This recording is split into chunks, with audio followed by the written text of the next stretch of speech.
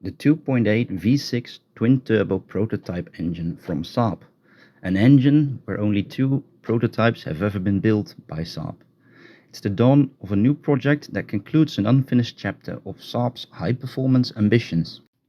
But before we start trying to finish this unfinished chapter and to achieve the goal of building this engine into a car, and basically starting off this project, allow me to talk you through what I'm about to share with you in regards to this engine, the project, and some Saab history, all related to this engine and its development. To kick off this project build series, let me talk you through a couple of the plans my company wants to realize. We want to make sure that this engine ends up in a worthy car. Originally, Saab intended to put this engine into the 95 NG, and Saab originally intended to release the 95 NG a lot more early than 2010. They wanted to realize it at the time of around 2006. Now, as said, we want a worthy, time period correct car for this engine, which means that there's only really one choice left, a 93 NG. And even though I love the idea of building an XWW 95 OG with a twin turbo 2.8 V6 prototype engine, time-wise for my company this is simply not manageable. Which means that we'll be putting this engine into a 93 NG with XWW. Now for us it's really important that we end up saving a car from the scrapyard. So we're either going to try to save a T²X, a 93X or a 93 NG 2.0 or 2.8 with XWW of course from the scrapyard. And the idea behind this is very simple. We want to preserve Saabs. So we don't want to take a roadworthy car off the road. We really want to make sure that we take a car that's ready for scrapyard, been stripped down, and revitalize that chassis basically into one of the most comfortable, luxurious, and one of the fastest Saab 93 NGs out there. That is also able to meet Saab's original goal for this engine.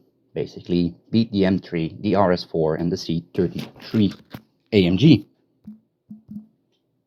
We're going to build this project with the help of some of our customers, friends, colleagues that we have met during the last 7 years of repairing T8s and many other electronical Saab car parts. Time-wise, we're going to try to finish this build before the next Saab festival in 2027, so that we're able to show the car, the project, to anybody who is interested, and that we can maybe take people on a ride along with it. At the end of the project build series, we're also very happy to share with you information, videos and other know-how about the things that you'll eventually see happening during this project series. We're basically going to look into the possibility of reproducing some of the items that you can see on the engine, so that you're able to build your own twin turbo engine if you like that, of course. Of course, we'll only be doing that if the interest for those items is high enough, and if not, we'll try and make some 3D files available for all who pursue a similar high power output goal. Now, in regards to the history of this engine, back at 2006, when Saab was developing the T²X, originally that was supposed to have around 400 horsepower.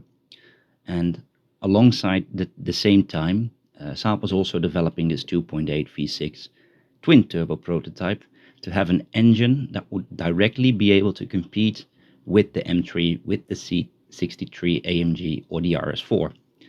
Saab was experimenting with all kinds of turbo setups, a dual 14T, dual 16T, dual 90T and a dual 22T setup.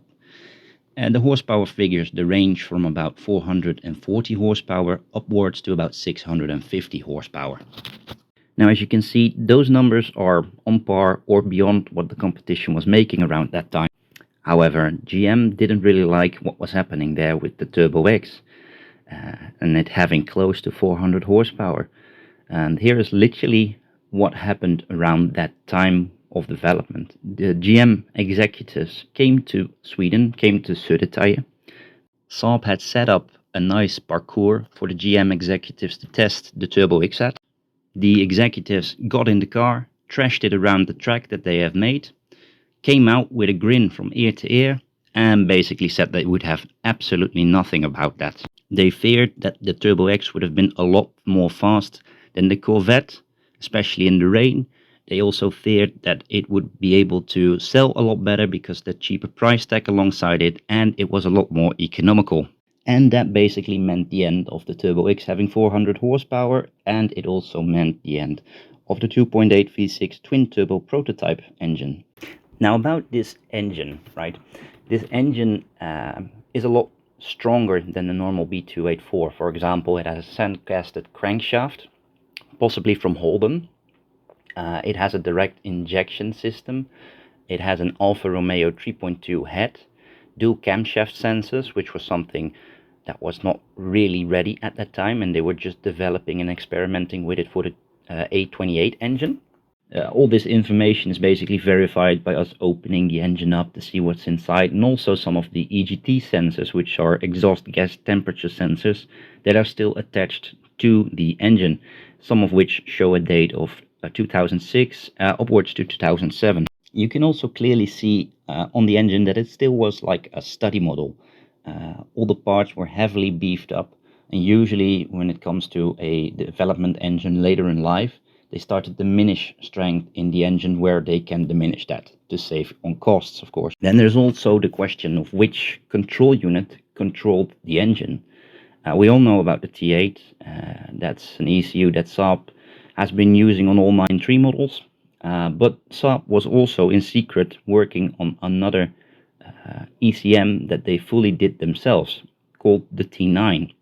Now the T9 ECU was mostly built by Saab with a little bit of help from Motorola, where the T8 was completely built by Motorola and Saab just added a different pin-out system for the turbo. The T9 also offered quite a bit more control over, for example, mapping, which is basically flashing.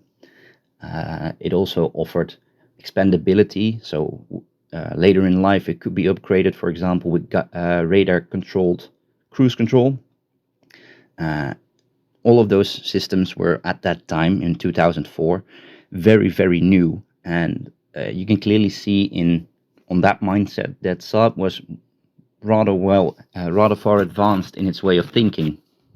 Now for the project series, it would be epic if we were to be able to obtain a T9, but this is going to be very difficult. Now to conclude this history lesson, it's a prototype engine of which two have been built. The other one, I have absolutely no idea where it is. I have heard that it's supposedly in the United States, which I can imagine as later in life Cadillac developed a 3.6 V6 twin turbo, which is heavily based on the prototype that Saab built. But unfortunately, this is all hearsay, and I can't really confirm any of that. Now, if you're interested in knowing more about the T9 or the prototype engine, feel free to reach out.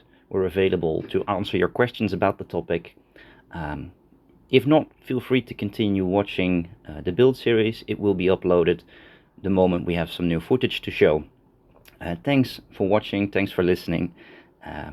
If you have any cool ideas in regards to this project, feel free to let us know in the comments below. Thanks!